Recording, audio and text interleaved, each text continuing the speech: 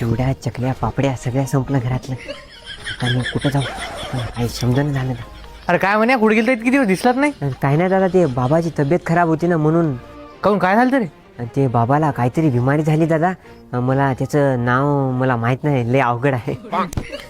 अच्छा परत ते लग्नाचा काय विषय आहे, लग्न करायचं की नाही. हो दादा लग्न करायचं आहे, पण आता यंदा दिवाळीत लय खर्च झाला ना माझा. खर्च कशात. ते 2 सुरसुऱ्याची पाकिट घेतली होती. अरे सुरसुऱ्याचा लग्नाचा काय संबंध बे. काही बोलतोय यार.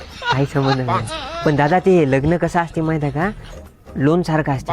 पहिले घेताना लई चांगलं वाटते, पण नंतर जेव्हा EMI कळते ना तेव्हा मग नाकी नऊ कार्यक्रम होते दादा, लय अवघड पडते. हे बरोबर बोलला यार तू. पण म्हणे तू हे नाही म्हणायला म्हणून आहे, नाही तर तेव्हा का अभे पोरी लिहायत बरं. अभे हे लेकरं तू व्हिडिओ काढतात ना, त्यात कमेंटा खूप असते गुंडस हे ते, तुला खूप चांगले समजते. हो दादा ते हे काय करतात माहिती आहे का, त्याला म्युझिक लावते म्हणून ठीक आहे, तर लोकाला तेवढंच नाही का इमोशनल वाटते.